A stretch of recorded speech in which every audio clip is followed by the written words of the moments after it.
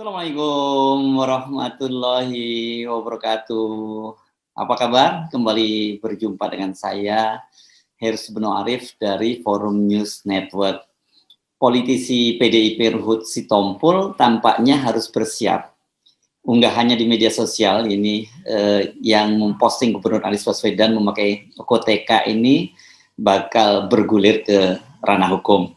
PDIP menyerahkan sepenuhnya kasus ini kepada polisi. Dan Polda Metro Jaya juga sudah menyatakan akan segera menindaklanjuti kasus tersebut. Sekretaris DPD PDIP DKI Jakarta, Gembong Warsono, kepada media menyatakan dia menyerahkan sepenuhnya kasus tersebut kepada aparat penegak hukum. Gembong meminta Ruhut untuk mematuhi proses hukum. Kami hargai, kami hormati apa yang dilakukan oleh pendukung Anies Baswedan. Karena mereka tidak terima, ya silakan. Apalagi sudah dilaporkan, tak ada cara lain, ya hadapi dengan baik. Taat hukum, itu ujar Gembong. Sampai sejauh ini Gembong mengaku dia masih menunggu arahan dari DPP PDIP, apakah akan memberikan pendampingan hukum atau tidak. Sikap yang sama ini juga disampaikan oleh pengurus DPP Hamka. Tapi dia menyatakan ini tentu bukan sikap resmi dari DPP. Sikap resmi akan disampaikan oleh Sekjen DPP PDIP Hasto Kristianto. Menurut Hamka sebenarnya kasus ini ya kalau memang dianggap merupakan satu penghinaan ya silakan diproses hukum. Tapi dia juga memberikan gambar bahwa hal yang sama juga pernah terjadi kok, dan pada Pak Jokowi misalnya hidungnya dibuat lebih mancung itu seperti Pinocchio, atau kemudian dia sedang digendong oleh Bu Mega. Ini saya kira mungkin yang dimaksud oleh Pak Hamka berkaitan dengan karikatur ya yang dibuat oleh Tempo. Harusnya mesti dibedakan ya kalau antara karikatur dengan meme atau unggahan-unggahan lain-lain yang dianggap melecehkan atau menghina.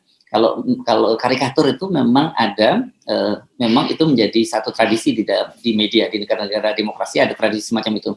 Tapi ada juga karikatur yang sempat menimbulkan kehebohan. Anda mesti ingat ya, karikatur yang dibuat oleh kartunis di media Prancis, Charlie Hebdo, yang kemudian menimbulkan juga kekacauan ya. Kasus unggahan Ruhut yang memasang semacam meme atau apa ini namanya ya, Anies Baswedan memakai baju koteka ini bergulir ke ranah hukum setelah seorang tokoh pemuda Papua namanya Petrobras Mega Keliduan itu melaporkannya ke Polda Metro Jaya. Dia menilai apa yang dilakukan oleh Ruhut merupakan penghinaan terhadap warga Papua. Unggahan yang dipersoalkan itu menampilkan Anies bertelanjang dada, tampak memakai pakaian adat suku Dani lengkap dengan mahkota dan taring babi di hidungnya. Anies sendiri tak pernah memakai pakaian tersebut. Dipastikan bahwa foto tersebut merupakan hasil editan. Sesungguhnya ada dua foto yang diunggah oleh Ruhut ini berkaitan dengan Anies gitu ya. Foto pertamanya ada satu foto rombongan pengendara moge dengan tulisan di punggungnya berbunyi haram dukung Anies Baswedan, disertai dengan tulisan mantap, keren, setuju. Nah, di foto itu narasinya begini, ngeri kali kata anak Medan ini sih, ngeri-ngeri sedap. Hei kalian, tolong ya, Pilpres masih 2,5 tahun lagi. Mohon sabar ya, duduk di boncengan masing-masing, pasti nanti indah pada waktunya. Merdeka, ujar Ruhut. Sementara pada foto Anies memakai koteka, Ruhut memberi narasi pendek. Haha, kata orang Betawi, usahe, ngeri kali, sip deh.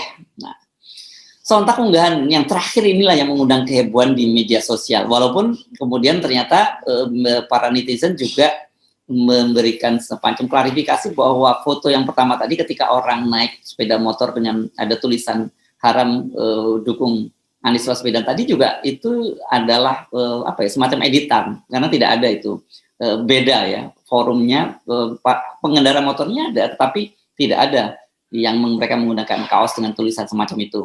Menanggapi kehebohan itu, Luhut santai saja dan malah balik menyerang mereka.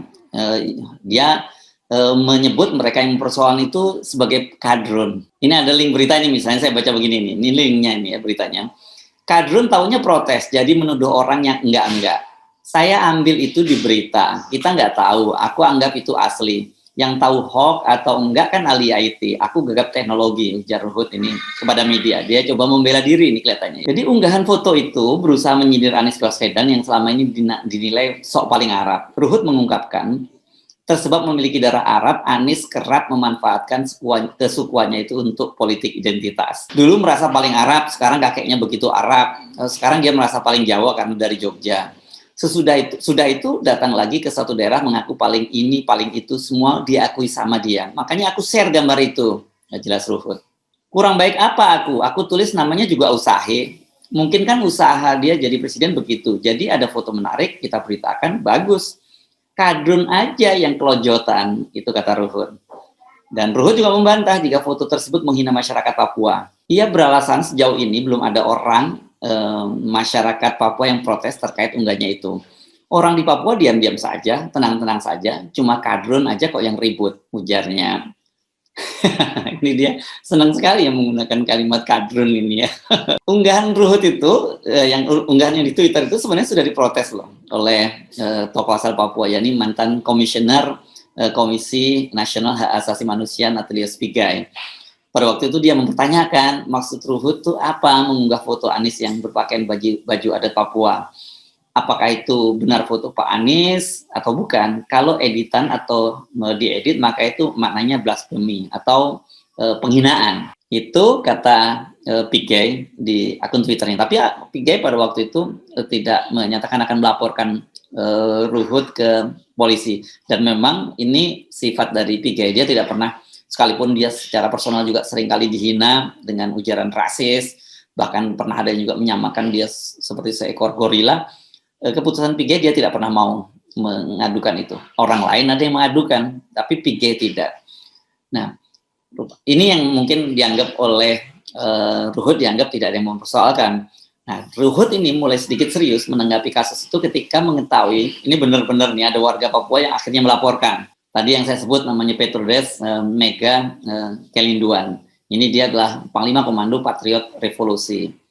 Jadi, ini adalah sebuah organ partai rakyat yang kemudian dia atas nama warga Papua melaporkannya ke Polda Metro Jaya. Dalam wawancara dengan saya, Mega, dia mengaku sangat marah dan akan mengejar Ruhut secara hukum. Dia secara serius mengawal kasus tersebut sampai polisi benar-benar memprosesnya. Petrodes ini atau Mega juga mengaku tak bisa menerima permintaan maaf Ruhut karena ya memang dia tidak bisa mewakili warga atau suku Dani, tapi sebagai seorang warga Papua dia merasa ikut tersinggung. Karena itu dia kemudian melaporkan kasusnya ke polisi. Akhirnya setelah heboh, setelah dia dilaporkan, Ruhut kemudian minta maaf. Ini lewat akun Twitternya juga ketika ada bertemu dengan Mega dalam diskusi di talk show di sebuah televisi, dia juga menyatakan minta maaf, tetapi pada waktu itu Mega menyatakan dia tidak bisa menerima maaf. Itu bukan dia tidak mau, tapi dia tidak bisa. Nah, tapi kalau kita lihat permintaan maaf yang di Twitter ini, kok permintaan maaf ini bisa dianggap tidak serius dan tidak spesifik kepada siapa dia minta maaf. Dia menulis begini nih, taunya aku dihujat habis-habisan, tapi apa mau dikata, apalagi yang hujat pada tidak tahu permasalahannya. Tapi aku harus berhikmat, dan untuk semua yang masih marah, maafkan aku, manusia yang tidak luput dari kesalahan. Merdeka, itu tulis Ruhut sambil menampilkan foto dia, kelihatannya di luar sebuah bandara dengan tangan melambai ke atas gitu. Kepada wartawan Kompas.com yang mewawancarainya, Ruhut mengaku bahwa permintaan maaf itu ditujukan kepada warga Papua yang merasa tersinggung. Tapi dia mengaku dia tidak meminta maaf kepada Anies. Nah, sejauh ini Anies Baswedan sendiri juga kelihatannya nggak buka suara soal unggahan Ruhut yang dianggap menghina itu. Anies Baswedan kan saat ini sedang sibuk, dia melakukan kunjungan ke negara-negara Eropa, ada 3 negara Eropa yang sedang dia kunjungi. Dan sejauh ini kelihatannya relawan dari Anies juga belum ada ya, kalau saya tidak nyebut, tidak ada, belum ada yang berniat melaporkan Ruhut. Justru warga Papua yang merasa tersinggung dan melaporkan Ruhut ke polisi. Saya kira ini mungkin tidak pernah diduga oleh Ruhut, karena dia kelihatannya iseng-iseng saja, dia iseng mau mengerjai Anies, tapi ternyata dia tidak sadar bahwa perbuatan isengnya ini kemudian membuat warga Papua tersinggung, karena mungkin buat dia lucu gitu, ada orang Anies memakai pakaian koteka, kemudian itu yang asli dari suku Dani, tapi buat orang Papua ini menjadi soal yang sensitif gitu. Nah, juru bicara Polda Metro Jaya, Kombes Endra Zulfan, membenarkan mereka telah menerima laporan tersebut. dan dalam waktu yang dekat mereka akan memanggil dan memeriksa pelapor dan Ruhut sebagai terlapor. Ini jadi kita menunggu bagaimana hasil dari pemeriksaan polisi, apakah kemudian kasus ini akan ditingkatkan menjadi penyidikan, dalam hal ini kemudian ditetapkan sebagai tersangka atau tidak. Tapi kalau belajar dari berbagai kasus yang serupa, kelihatannya memang cukup berat ini buat Ruhut untuk berkelit. Nah, kecuali kalau memang kemudian ada semacam campur tangan atau ada upaya-upaya lain di luar hukum yang dia bisa tempuh dengan warga Papua, mungkin saja kasusnya tidak bergulir ke ranah hukum. Tapi kalau kita mendengar tekad dari Mega atau Petrodes Mega Keliduan, dia menyatakan bahwa kasus ini harus diproses secara hukum. Sebagai seorang politisi, Ruhut ini memang figur yang esentrik dan kontroversial. Pilihan politiknya saja juga sangat kontroversial dan menarik. Dia dengan mudah berpindah-pindah dari satu partai ke partai lainnya. Dan kalau Anda cermati, semua partai yang dipilihnya adalah partai yang tengah berkuasa. Ini sebelumnya, dia itu kan bergabung dengan Partai Golkar. Dan Anda waktu itu pasti bisa banyak sekali Anda googling, banyak menemukan foto-foto Ruhut dalam berbagai aktivitas Partai Golkar. Dan untuk menunjukkan bahwa dukungannya yang total kepada Partai Golkar itu, dia bahkan rela mengecat rambutnya berwarna kuning. Nah, ketika SBY berkuasa, Ruhut itu pindah haluan. Dia ganti seragam dari jaket kuning ke jaket biru Partai Demokrat. Saya nggak tahu apakah ada juga ini rambutnya yang dicat warna biru, seperti ketika dia cat warna kuning di Golkar. Nah, pada waktu dia bergabung di Demokrat dan kemudian dia menjadi pendukung SBY, Ruhut ini juga pasang badan. Setiap kali ada yang mengkritik SBY dan Demokrat. Nah, kalau Anda cari narasinya, dia memang selalu memuja-muji Presiden SBY. Dan sebagai mungkin imbalan dari militansi dia, jadi totalitas dia dalam membela Demokrat, Ruhut itu mendapat posisi mentereng. Dia menjadi koordinator bidang Polkam sekaligus juru bicara. Namun ini posisi dia itu mulai dipersoalkan ketika pada Pilpres 2014 dia mendukung pasangan Jokowi JK.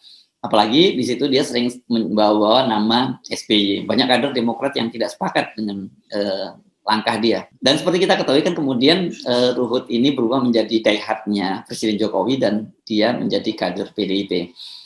Ini sebenarnya dia mulai kelihatan berubah haluan ini ketika dalam Pilkada DKI 2017 dia menjadi pendukung Ahok Jarot gitu ya. Dan pada waktu itu kan rival dari Ahok Jarot adalah Agus Harimurti yang putra SBY yang berpasangan dengan Silvia Murni, dan juga salah satu calon lainnya adalah pasangan Anies Baswedan dengan Sandiaga Uno. Barangkali karena afiliasi politik yang sering berubah-ubah searah dengan siapapun yang berkuasa, membuat PDIP tidak terlalu antusias kali ya, atau bersemangat mendukung Ruhut. Ini barangkali ya, kita masih menunggu bagaimana sikap dari PDIP berikutnya gitu.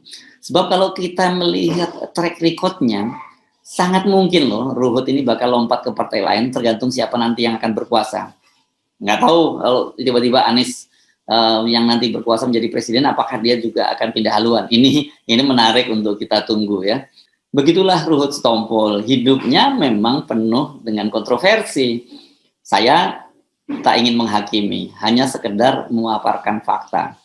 Penilaian selanjutnya saya serahkan kepada Anda semua. Meminjam kalimat yang disampaikan oleh Pak Jokowi, yang pernah disampaikan oleh Pak Jokowi ketika ribut-ribut 3 periode lalu, dan juga Pak Mahfud MD, dia menyatakan bahwa ini negara demokrasi.